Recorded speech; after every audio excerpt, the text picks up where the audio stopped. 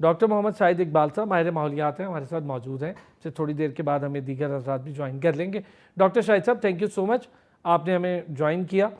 Doctor साहब, पहले ज़रा हम बात कर लेते हैं, मुख्तलिफ डिफरेंट काइंड ऑफ स्पेल्स हमने लास्ट टाइम मानसून के देखे, और तब भी साइंटिस्ट यही कह रहे थे कि ये मानसून का राइट टाइम नहीं है और ये स्पेल्स बिल्कुल ठीक नहीं है। कभी 7 स्पेल, कभी 12 स्पेल, कभी 14, समझ में नहीं आ रही थी।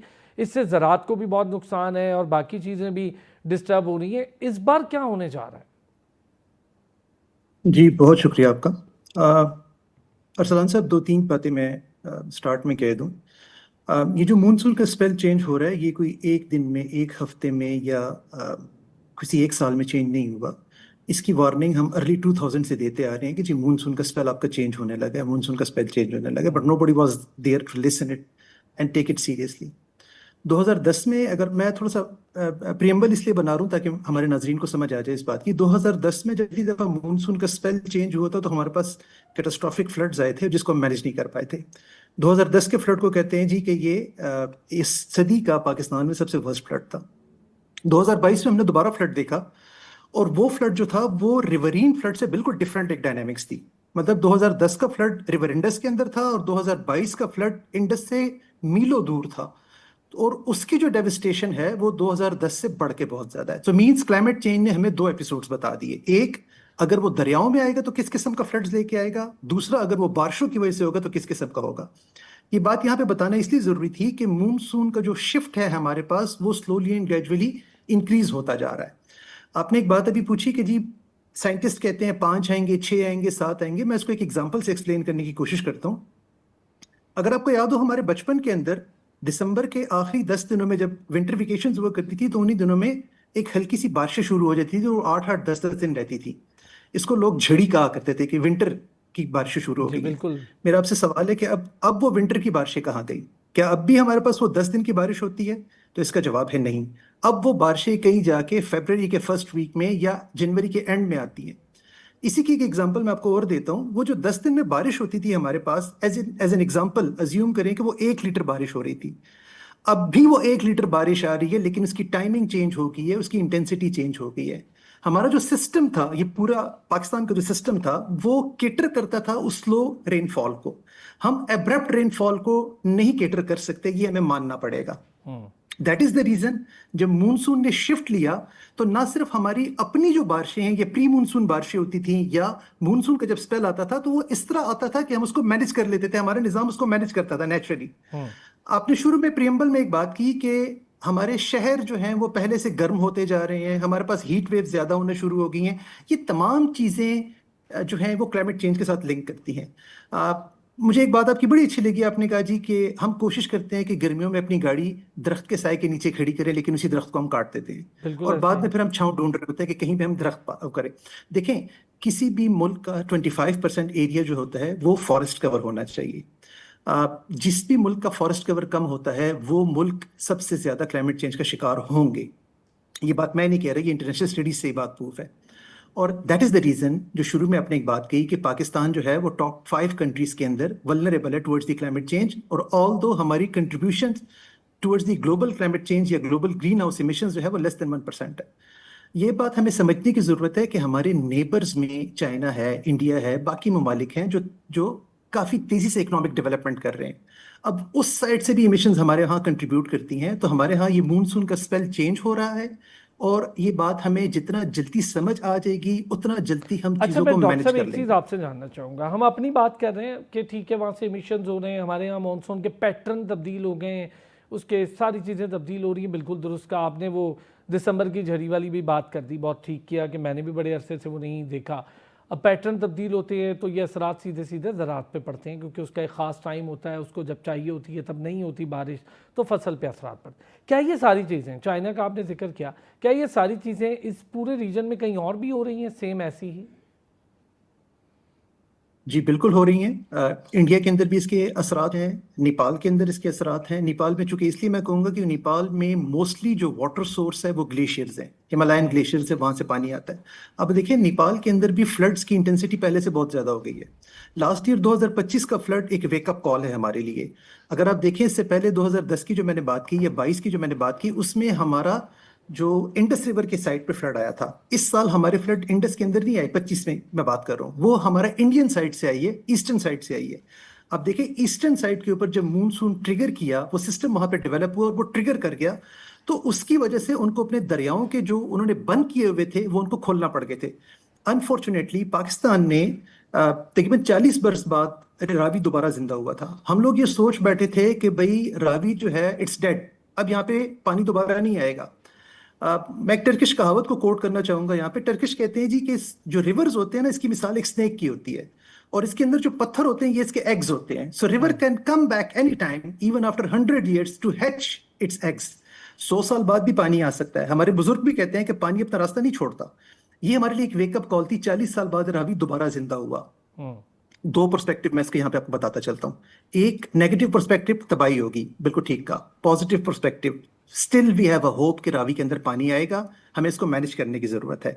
मैं किसी बाकी डिबेट का हिस्सा नहीं बनना चाहूंगा, सर, लेकिन ये अभी हमारे लास्ट लिए एक टाइम जब वेकअप रावी कॉल में थी। पानी आया तो हमने देखा कि उसके इर्द गिर्द की आबादियाँ पानी में डूब गई। अच्छा, ये भी बड़ा एक इशू बनता जा रहा है ना कि अरसे दराज से पानी नहीं है, पता नहीं कौन सी ज़मीन रावी की थी कौन सी नहीं थी।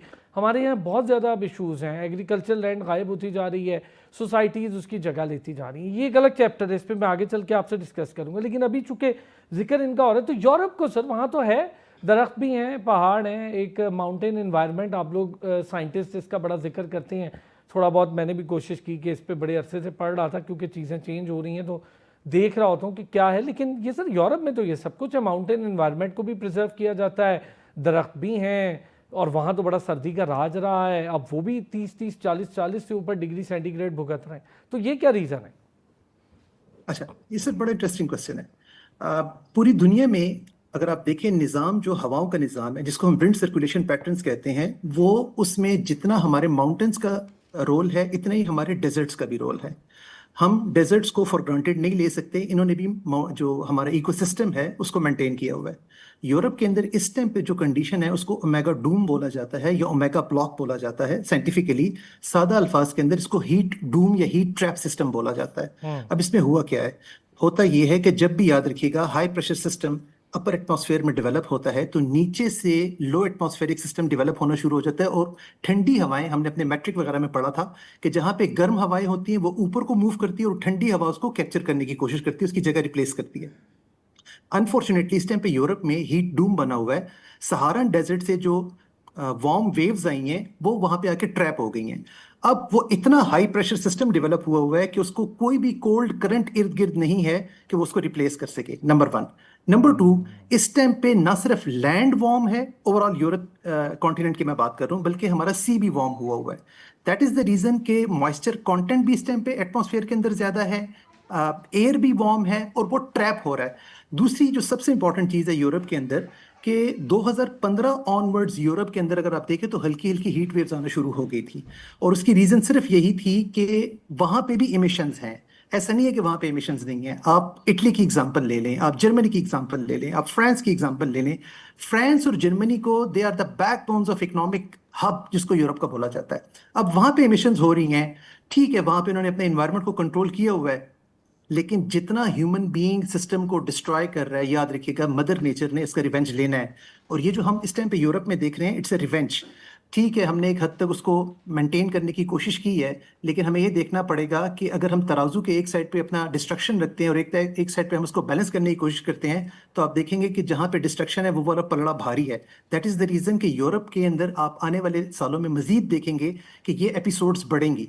तीसरी इंपॉर्टेंट चीज, यूरोप में शुरू में आपने बोला कि यूरोप के अंदर सर्दी का राज था, अब नहीं होगा वैसे जैसे था। लेकिन दूसरा, डॉक्टर वहां साहब, पे मेरा घर, सवाल वही है, मेरा सवाल ये है, देखें एक माउंटेन इन्वायरमेंट है, उस पर वो छेड़छाड़ नहीं करते हैं, हमारी तरह कूड़ा वो जलाते नहीं हैं, गाड़ियाँ वो मेंटेन्ड रखते हैं, पुरानी गाड़ियों को वो डंप कर देते हैं, फिर वहाँ पर एयर कंडीशनिंग जिसका आजकल बड़ा असर है एटमॉस्फेयर में और हम उसको शायद माइनर लेते हैं।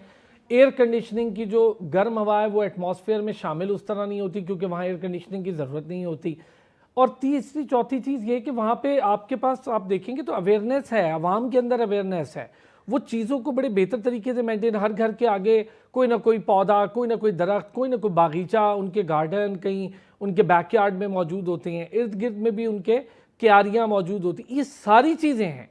अगर इसके बावजूद वहाँ पर हीट वेव है, वहाँ पर गर्मी है, तो इसका मतलब है कि बतौर मुल्क, बतौर अवाम नहीं, बतौर मुल्क कुछ ना कुछ फैक्ट्रीज़ में ज़ेरे ज़मीन कहीं ना कहीं कुछ ना कुछ ऐसा ज़रूर हो रहा है जो गलत है, जिसके असरात हम तो उठा ही रहे थे, उनकी वजह से अब वो भी उठा रहे हैं। अरसलान साहब, एक बात हमें दोबारा समझने की ज़रूरत है कि यूरोप के अंदर भी कोल माइनिंग हो रही है, यूरोप के अंदर भी कोल से बिजली प्रोड्यूस की जा रही है। अब उनका इमिशंस कहाँ जाएगा? क्या वो कंट्रीब्यूशन नहीं हो रही? Number one. नंबर टू, एक और गैस है जिसको हम CFC कहते हैं। आई एम सॉरी, मैं थोड़ा सा टेक्निकल हो रहा हूँ।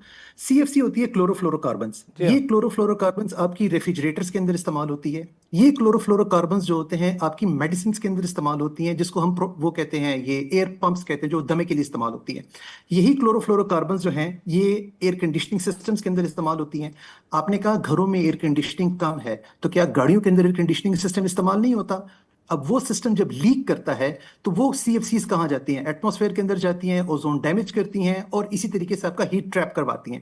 आपने ये जो बड़ी एक अच्छी बात कही है कि हमारे यहाँ ये जो मैनेजमेंट सिस्टम्स हैं, एक फ्रेमवर्क सिस्टम है, ये बड़ा अच्छा एक चीज़ है कि हमें तब याद आता है जब कुछ हो रहा होता है। मैं यही बात कर रहा हूँ डॉक्टर शाहिद साहब, अगर आपसे एक तो इंडस वाटर ट्रीटी बड़ा अच्छा डिफाइन किया डॉक्टर समराना ने इसको। इंडस वाटर ट्रीटी से छेड़छाड़, फिर हमारा पानी रोक देंगे, छोड़ देंगे, हम उनके रहमो करम या उनके उस पर तो नहीं बैठ सकते। ये तो एक बैनुल अक़वामी मुआहदा है, इससे छेड़छाड़ भारत ये जुर्म कर रहा है, क्राइम कर रहा है। और दूसरी बात, एक फ्रेंच रिसर्चर है, उन्होंने तो इंकशाफ किया कि भारत तो बहुत ज़्यादा पानी आलूदा कर रहा है उनकी मजहबी रसूमात को लेकर, उनके इर्द गिर्द वो कच्ची और आबादियाँ जो हैं उसकी वजह से। अब ये मिथ भी हो सकती है कि पानी को टेस्ट करें तो पता चले। तो ज़रा इंडस वाटर ट्रीटी सर। अच्छा, thank you very much ji again.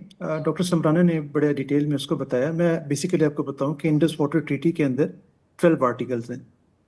इसमें से 3 आर्टिकल्स का समझना हमारे लिए बहुत ज़रूरी है। अगर ये 3 आर्टिकल्स हमें समझ आ जाए तो ये तमाम जो फसाद की जड़ है हम इसको कैटर कर सकते हैं।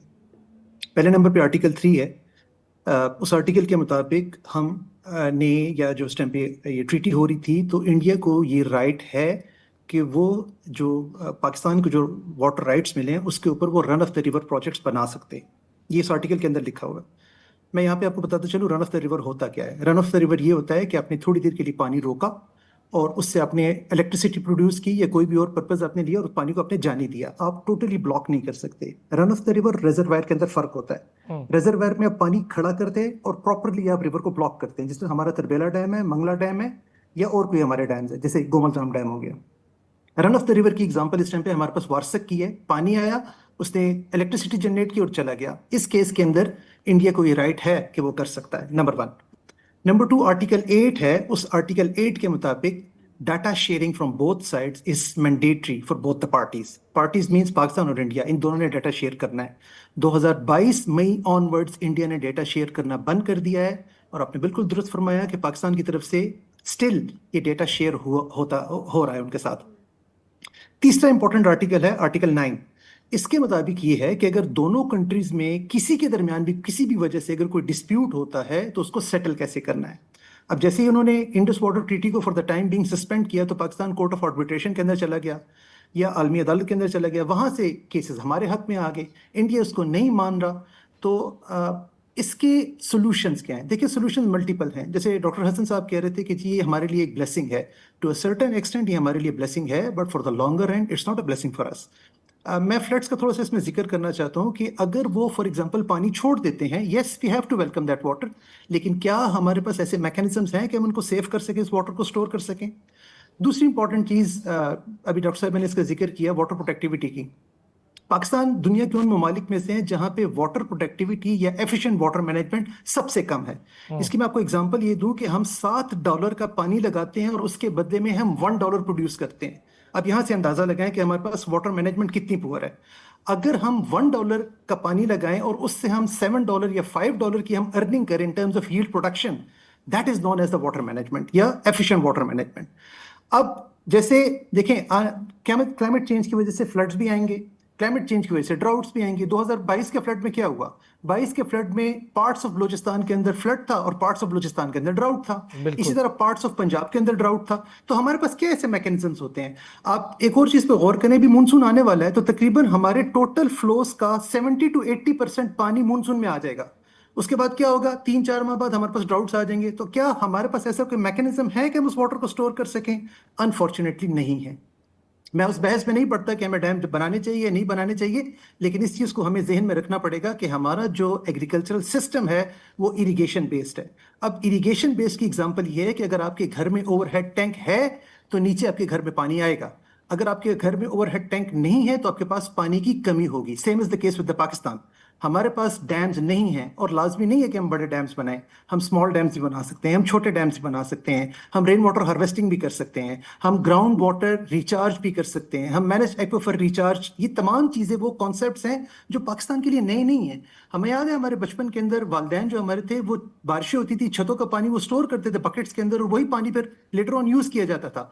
सीडीए ने अभी 2-1 साल पहले अपने बायलॉज के अंदर मैंडेटरी कर दिया है कि तमाम घर, चाहे वो 10 मरले का है या उससे बड़ा है, आपने रेन वाटर हार्वेस्टिंग स्ट्रक्चर बनाना है। तो इस बात की जरूरत इतनी देर से क्यों आई? डॉक्टर समराना अफजल बहुत शुक्रिया। डॉक्टर मोहम्मद शाहिद इकबाल साहब का बहुत शुक्रिया। डॉक्टर हसन अब्बास हमारे साथ मौजूद थे, उनका भी बहुत शुक्रिया। कल फिर होगी आपसे मुलाकात, अपना ख्याल रखिएगा।